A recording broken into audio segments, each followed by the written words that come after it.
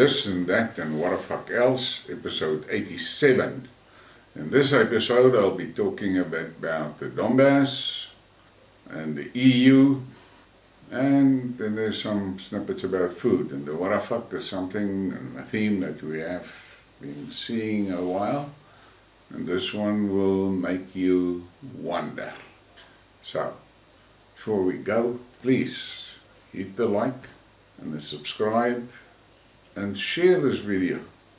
It is hard to grow the channel, and we've got a problem. I've got problems with the algorithms, simply for the reason that I don't follow the popular narrative. I show you guys the things that you will not most probably find on your mainstream media, and as such I am not a very popular guy among the narrative pushers. But that's it. But I would surely appreciate it if you can hit the like and the subscribe. It's important for me. Let's go. A Ukrainian prisoner of war said that the Ukrainian government doesn't pay money to the families of the missing and dead soldiers, as the commanders write them down as deserters. Now I must say, I've seen many reports like this. I have seen many of them on the Telegram channels. The guys are complaining like hell because the families are not compensated. The men is dead or missing, but they are not compensated because of shit like this, noting them as deserters. That Ukrainian setup, whether you like it or not, they are an evil bunch, and you must make peace with the fact that they have zero respect for the truth, zero respect for people's lives. The regime is throwing the soldiers into the meat grinder without blinking an eye, and then it does things like this. And here's just an image to show you. I'm not going to read the whole thing. The trained, mobilized servicemen left Kostroma for the rear of the special military operation, the Russian Defense Ministry said. And what they mean here is that these guys are not going to the front line the moment they get into the Donbass. They will not go to the front line. They will be assimilated into the groups that are there, and then they will be distributed to the front line when they are deemed to be ready. And here's just the image to show you. This is their family coming to say goodbye to them and waving the Russian flag. And then we've got this story from Chernobyl, and this is an old story. It was originally posted right at the end of February, just after the special operation started, because that was one of the sites that the Russians were there within a flash, and that was at Chernobyl. The Russian military shows the first footage from the recently occupied territory of the Chernobyl nuclear power plant. Now they are guarding it together with soldiers of the Ukrainian National Guard. Secret facilities for secret projects. Radiation levels at the plant are normal, the Russian trooper following Chernobyl seizure. The Russian Ministry of Defense said on Saturday that the units of the Russian airborne troops and Ukrainian soldiers were working together to ensure the security of the Chernobyl nuclear power plant.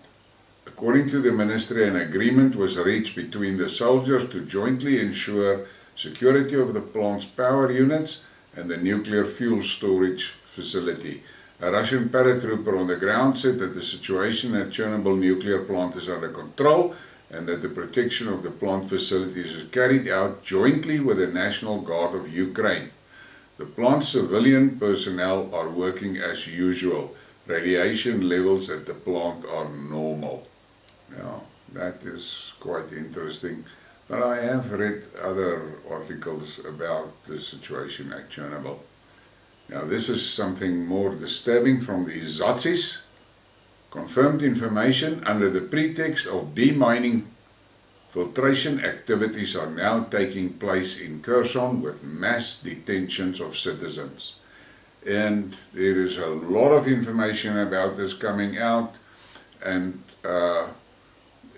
very disturbing is that the Kiev regime has prevented a lot of journalists access to Kherson. And you must ask yourself why.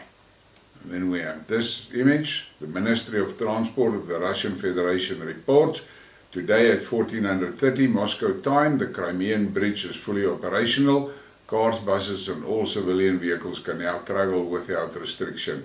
Repair and restoration work now completed. Now, I think there's a translation problem. It's not completed, but they have installed one of the damaged sections and the other one is on its way. That will be apparently finally fitted in the first week of December, but the structure is now stable and traffic is normal. Amazing. In a short time that they are doing that. And then we have this foreign British paratrooper who needs urgent brain surgery after a Donbass tank battle.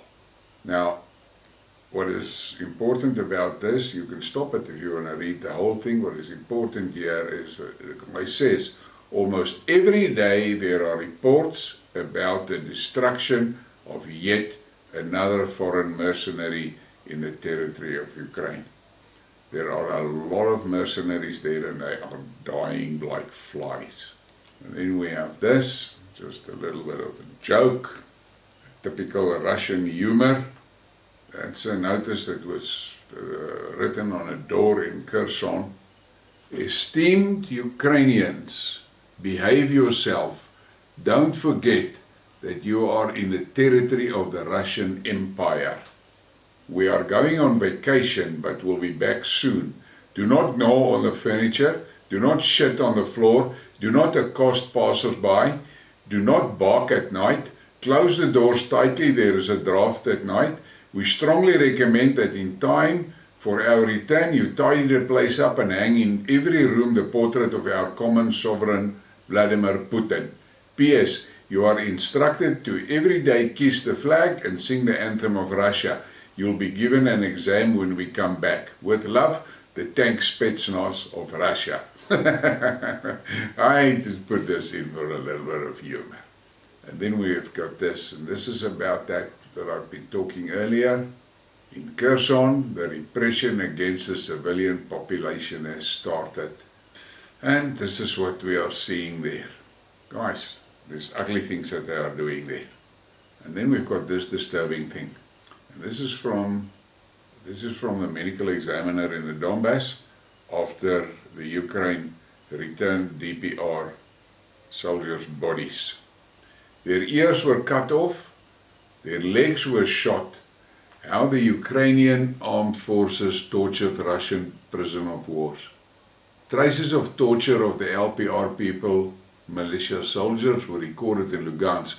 Their bodies were handed over by the Ukrainian side. Forensic experts have concluded that the dead POWs had the upper parts of their ears cut off while they were still alive, their legs shot through, and one of the soldiers had his neck broken.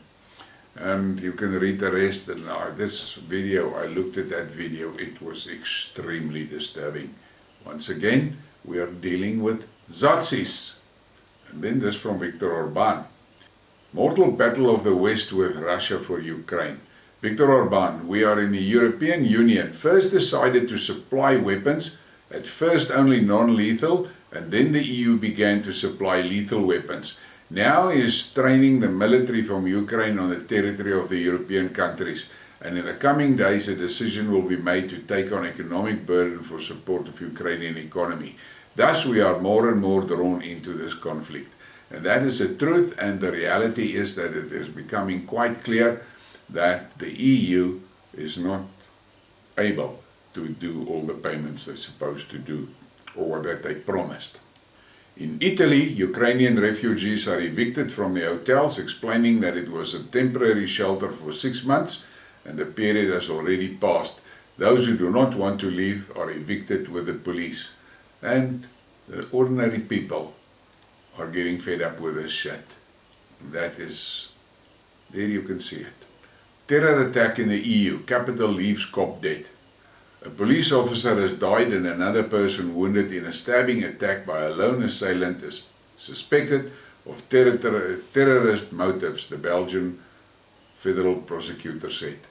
And yes, but the Middle East guys warned the EU that they are going to run into terrorist problems. And then we've got this. The Netherlands will allocate an additional 110 million euros to help Ukraine this winter. The Minister of Internal Trade Affairs. Where the hell do they get the money?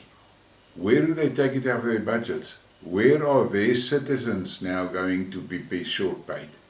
Politico reports on US concerns over the EU's possible rejection of anti-Russian sanctions.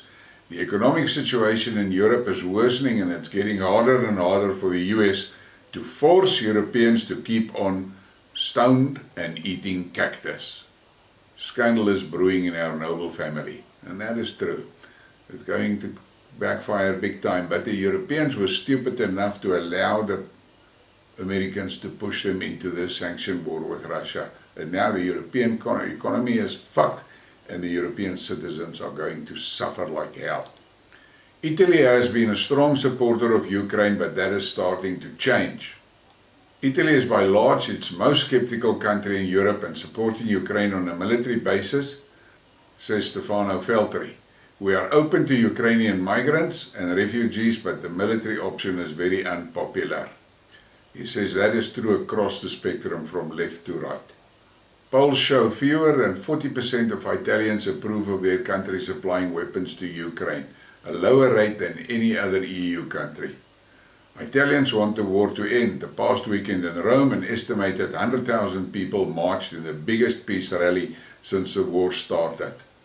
Banners carried the words peace, no to war and stop sending weapons. And then we have this from Putin. Again that Russian humor. Feel the difference between the Ukrainians who come to Russia and those who are in Europe.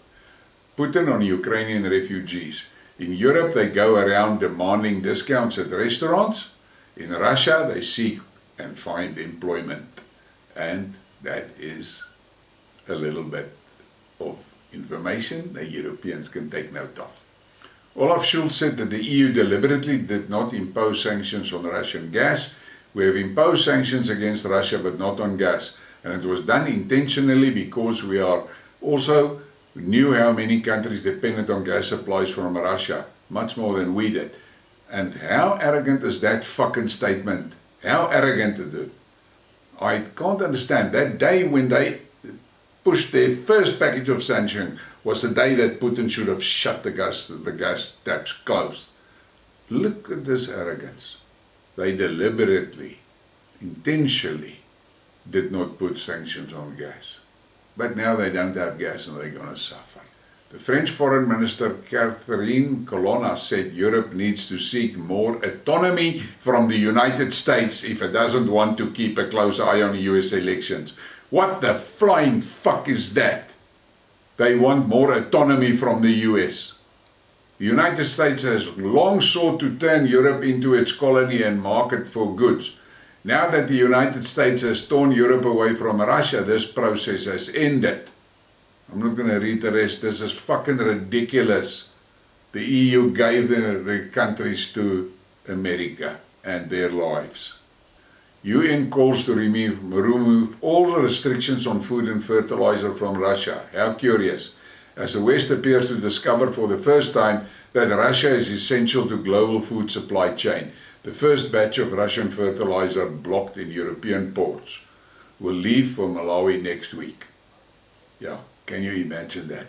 They held that fertilizer until now, and the Malawians need to plant. Planting season is basically fucking gone.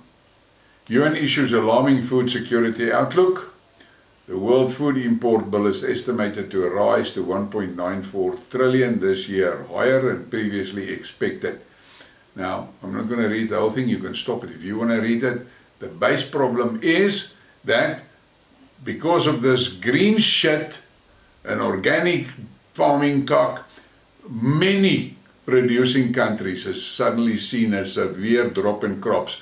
And now the sanctions on Russia is making it very difficult for the developing world to get fertilizer from Russia. But the developing world will get through this. They will suffer. But the West must understand, every fucking day that goes by, the rest of the world hate them more. And then we get to that what a fuck moment. And this is a theme that I have handled. Look at this image of this girl, two images side by side. Is that the same woman? Your guess is as good as mine. And on that intrigue, please hit the like, subscribe, and share the thing. And thank you from a dark Africa.